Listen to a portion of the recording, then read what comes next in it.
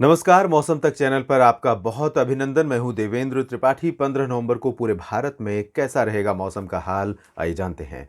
उत्तर भारत के क्षेत्रों में तापमान गिर रहा है। आज राष्ट्रीय राजधानी दिल्ली में सफदरजंग मौसम केंद्र पर 10 डिग्री सेल्सियस तापमान रिकॉर्ड किया गया है, जो सामान्य से 3 डिग्री कम है। और चूरू में 7.5 डिग्री पारा रहा, जो सामान्य से 5 डिग्री सेल्सियस कम है। इसी तरह से सीकर, जयपुर और अन्य राजस्थान के अन्य शहरों में, यहाँ तक कि ग्वालियर समेत जो उत्तरी और पश्चिमी मध्य प्रदेश के क्षेत्र हैं, इन भागों में भी तापमान में गिरावट दर्ज की गई है। ये सारा कारण है उत्तरी दिशा से आने वाली हवाएं, जिसकी वजह से सेंट्रल यूपी तक और ये जो रीजन है, इन भागों तक, ये पूरा रीजन लगातार यहाँ पर जो हवाएं चली हैं बीते 24 घंटों में, उसकी वजह से न्यूनतम तापमान नीचे गया है और ज़्यादातर जगहों पर 3 से 5 डिग्री सेल्सियस नीचे रिकॉर्ड किया गया। आज पोल्यूशन से काफ़ी राहत मिली थी, लेकिन सिचुएशन बदल रही है। और सिचुएशन बदलने पर क्या होगा, इसके बारे में हम फोरकास्ट वाले पेज पर बात करेंगे, स्लाइड में बात करेंगे। और उत्तर भारत के पहाड़ों पर कोई सक्रिय WD नहीं है, मॉइस्चर हवाओं के साथ ज़रूर आ रहा है, इसकी वजह से बादल आपको नज़र आ रहे हैं और ये हर दिन की कहानी है। इस समय आमतौर पर ऐसी स्थितियाँ अक्सर देखने को मिलती हैं। इधर हम दक्षिण भारत की तरफ चलें तो उग्र मौसमी हलचल, उग्र मौसमी गतिविधियां लगातार यहां पर दक्षिणी राज्यों में कई जगहों पर जारी हैं। उत्तरी तमिलनाडु पर बना सर्कुलेशन अभी भी प्रभावी है और इस सिस्टम से लेकर गंगीय पश्चिम बंगाल तक एक ट्रफ रेखा बनी हुई है। और ये आप देख सकते हैं, बादल उसी ट्रफ की वजह से यहां पर नजर आ रहे हैं। North east monsoon south peninsular reason पर एक्टिव है। एक लो प्रेशर सिस्टम डेवलप हुआ है बंगाल की खाड़ी पर, वो आगे बढ़ना शुरू कर चुका है और अनुमान यह है कि अगले 24 घंटों में ये उत्तरी अंडमान सागर को पार कर जाएगा और बंगाल की खाड़ी के और भीतरी भागों पर पहुंचेगा। तब ये well marked low pressure area 15 नवंबर को बन जाएगा और उसके बाद 16 नवंबर तक इसके डिप्रेशन बनने की भी संभावना नजर आ रही है और ये पश्चिमी तथा उत्तर पश्चिमी दिशा में बढ़ते हुए आंध्र प्रदेश के तटों पर पहुंचेगा और 17 नवंबर को ही यहाँ अरब सागर के सेंट्रल रीजन पर एक सर्कुलेशन डेवलप होने वाला है। और ये वही सर्कुलेशन है जो इससे पहले आपने देखा था कि साउथ और साउथ वेस्ट बंगाल की खाड़ी से श्रीलंका को पार करते हुए कोमोरिन रीजन से लक्षद्वीप होते हुए आगे बढ़ा था और जिसके बारे में आशंका थी कि साइक्लोन बनेगा, लेकिन वो घूमते घूमते यहाँ से सिस्टम इधर गया और अब फिर से वापस कोमोरिन रीजन में पहुंचा है और अनुमान यह है कि यही सिस्टम आगे चलकर बन जाएगा। अभी फिलहाल ये सर्कुलेशन के रूप में है और ये लो प्रेशर बन जाएगा। तो ये बहुत सारे मौसमी सिस्टम हैं जिसकी वजह से देश के कई राज्यों में अगले 4-5 दिनों के दौरान मौसमी हलचल बढ़ने वाली है। पूर्वी भारत और मध्य भारत के कई राज्यों में बारिश रिकॉर्ड की जा रही है और इलाके और दायरे इसके और अधिक क्षेत्र इसके दायरे में, बारिश के दायरे में आएंगे। और अब आइए जानते हैं बारिश की गतिविधियां कब और कहां कैसी होंगी। सबसे पहले बात उत्तर भारत के क्षेत्रों की कर लेते हैं, जहां पर वेदर मॉडल बिल्कुल भी ड्राई वेदर प्रोजेक्ट कर रहे हैं और यही सही स्थितियां हैं। हालांकि गिलगित बाल्टिस्तान, मुजफ्फराबाद, लद्दाख से लेकर केंद्र शासित प्रदेश जम्मू कश्मीर और इन दोनों पर्वतीय राज्यों हिमाचल प्रदेश और उत्तराखंड के उत्तरी हिस्से जो होंगे, इनमें बादल बनते रहेंगे और ये बादल मीडियम टू हाई होंगे, जिनसे बारिश या बर्फबारी की संभावनाएं बहुत कम होती हैं। और फिलहाल यहाँ किसी एक्टिव WD का कोई इम्पैक्ट नहीं है, लेकिन जैसा कि मैंने कहा, पश्चिमी दिशा से आने वाली हवाओं के साथ वाले जो मॉइस्चर हैं, उसी वजह से यहाँ पर बादल बन रहे हैं और ये बादल बनते रहेंगे। तो यहाँ पर इस तरह रहेगा। नीचे चलेंगे, यानी अगर मैं बात करूँ जम्मू कश्मीर और हिमाचल तथा उत्तराखंड के, तो इन तीनों राज्यों के जो दक्षिणी हिस्से होंगे, इन दक्षिणी हिस्सों के साथ साथ पंजाब, हरियाणा, दिल्ली, उत्तर प्रदेश के पूर्वी पश्चिमी हिस्सों, राजस्थान के समूचे क्षेत्रों में पूरी तरह से मौसम शुष्क और साफ रहेगा। हवाएं अगले 24 घंटों के दौरान यानी 15 नवंबर को भी इसी तरह से उत्तरी दिशा से आती रहेंगी और इन उत्तर दिशा से आने वाली हवाओं के चलते तापमान में और गिरावट आपको कल भी देखने को मिल सकती है। सुबह सुबह जब आप उठेंगे तो आज अगर चूरू में 7.5 रहा तो कल 7 डिग्री सेल्सियस भी हो सकता है। मेरठ में भी तापमान 8 और 9 डिग्री सेल्सियस के आसपास रिकॉर्ड किया जा सकता है, सामान्य से 4-5 डिग्री कम।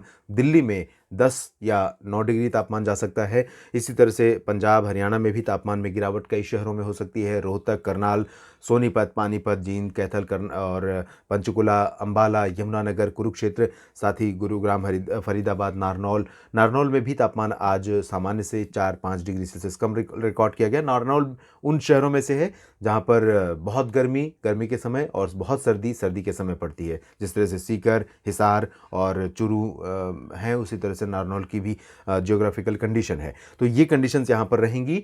ड्राई वेदर रहेगा, पोल्यूशन आज जैसा था लगभग वैसा ही कल भी रहेगा। उसके बाद स्थितियाँ बदल रही हैं और विषम हो रही हैं। 17 नवंबर से 16 नवंबर से उत्तर भारत के क्षेत्रों में प्रदूषण का प्रकोप बहुत अधिक बढ़ जाएगा। इसके बारे में हम अलग से बात करेंगे दूसरे वीडियो में, और इस प्रदूषण की वजह क्या होगी और ये प्रदूषण कब तक रहेगा इसके बारे में भी बात करेंगे।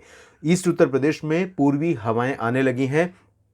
इन हवाओं के साथ आने वाले मॉइस्चर के कारण वाराणसी और भदोही, मिर्ज़ापुर, सोनभद्र से लेकर प्रयागराज, कौशाम्बी, फतेहपुर और यहाँ तक कि कानपुर तक आपको कुछ बादल दिखाई दे सकते हैं। इन बादलों से अभी बारिश की उम्मीद नहीं है। हालांकि पहले अनुमान था कि 16 नवंबर को 15 नवंबर को कुछ इलाकों में बारिश ज़रूर हो सकती है, और अभी भी मेरा अनुमान है, प्रोजेक्शन अगर हम इन मॉडल्स का देखें तो बिल्कुल भी ड्राई वेदर है। लेकिन मेरा अनुमान है कि कम से कम प्रयागराज और वाराणसी के बीच का जो हिस्सा है दक्षिण पूर्वी, इन भागों में कहीं कहीं पर लाइट क्लाउड, कुछ मीडियम क्लाउड्स या लो क्लाउड्स आ सकते हैं और इनसे बारिश हो सकती है या बूंदाबांदी गर्जना के साथ कहीं कहीं पर हो सकती है, हवाएं चल सकती हैं। बिहार और उप हिमालय पश्चिम बंगाल, सिक्किम, इन भागों में भी ड्राई वेदर रहेगा पूरी तरह से। हालांकि दक्षिणी और दक्षिण पूर्वी बिहार में गया से भागलपुर का जो रीजन है, नवादा और आसपास के हिस्सों में, इन भागों में कहीं कहीं पर बादल थोड़े समय के लिए घने आ सकते हैं और लाइट रेन कहीं कहीं पर या बूंदाबांदी, यानी जो दक्षिण पूर्वी हिस्से हैं उत्तर प्रदेश के, उसी तरह की कंडीशंस यहाँ पर भी बन सकती हैं। झारखंड में कई जगहों पर वर्षा होने की संभावना है। जमशेदपुर समेत रांची और जो दक्षिणी पूर्वी शहर हैं, इन भागों में कई स्थानों पर मध्यम से तेज़ वर्षा रिकॉर्ड की गई है बीते 24 घंटों में कई जगहों पर, और यही कंडीशन आपको 15 नवंबर को भी देखने को मिलेगी। कोलकाता और हावड़ा समेत गंगीय पश्चिम बंगाल के अधिकांश इलाकों में भी मौसम के सक्रिय रहने का अनुमान है। लाइट टू मॉडरेट रेन यहाँ पर हो सकती है। पूर्वोत्तर भारत के क्षेत्रों में, अरुणाचल प्रदेश में और मणिपुर, मिजोरम में कहीं कहीं पर वर्षा होने की संभावना है। शेष पूर्वोत्तर क्षेत्रों में मौसम मुख्यतः साफ और शुष्क रहेगा। यहाँ गुजरात और मध्य प्रदेश दो ऐसे राज्य हैं सेंट्रल इंडिया में जहाँ पर अगर हम इस मॉडल को देखें तो इसके अकॉर्डिंग पूरा का पूरा रीजन ड्राई रहेगा, लेकिन मॉइस्चर रहेगा, बादल भी रहेंगे दक्षिण पूर्वी राज्य मध्य प्रदेश में और दक्षिणी गुजरात के क्षेत्रों में तमाम जगहों पर। मेरा अनुमान यह है कि सूरत और नवसारी, वलसाड़, ये जो रीजन है, डांग, तापी, इन जगहों पर कहीं कहीं पर हल्की वर्षा या बूंदाबांदी भी हो सकती है, गर्जना वाले बादल बन सकते हैं। और यही कंडीशन हमें बैतूल, होशंगाबाद, छिंदवाड़ा से लेकर ये सिंगरौली तक के रीजन में देखने को मिल सकती है।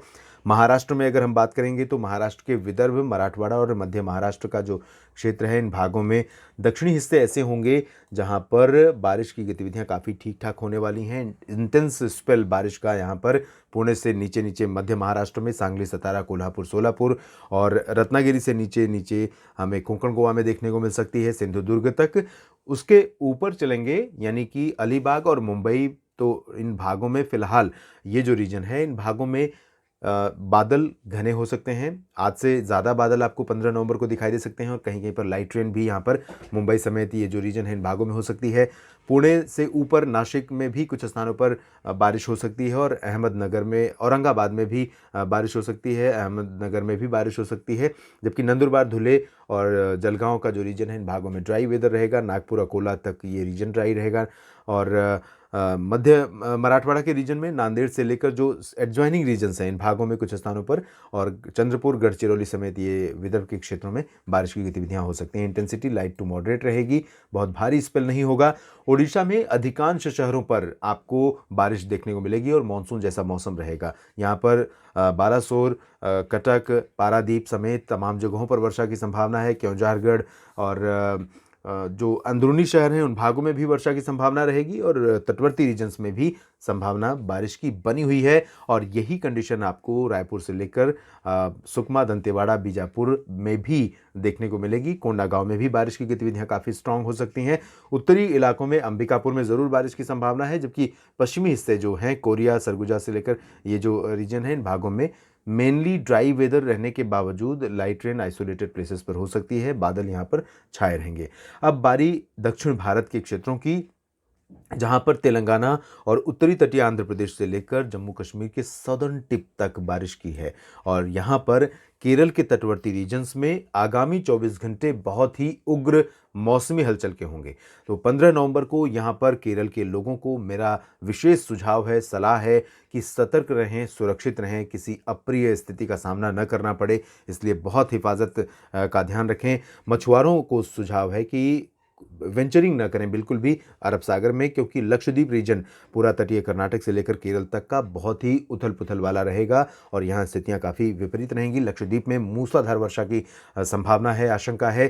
तटीय कर्नाटक, दक्षिणी आंतरिक कर्नाटक, तमिलनाडु और उत्तरी तमिलनाडु, खासतौर पर रायलसीमा, तटवर्ती दक्षिणी तटवर्ती आंध्र प्रदेश, इन भागों में भी कई जगहों पर मध्यम से भारी वर्षा होने की संभावना है। 20 से 50-60 मिलीमीटर का रीजन रहेगा ये 24 घंटों में बारिश का।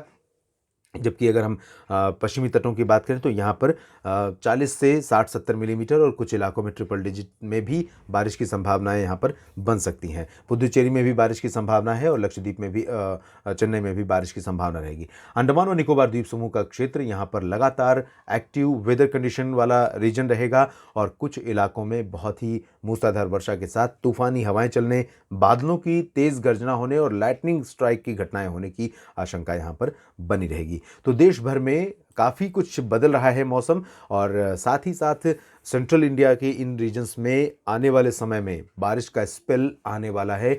मध्य प्रदेश के सभी ज़िलों में, गुजरात के तमाम जगहों पर, राजस्थान में, उत्तर प्रदेश के भागों में, बिहार के अधिकांश इलाकों में बारिश की जो संभावनाएं हैं वो अनुकूल बन रही हैं।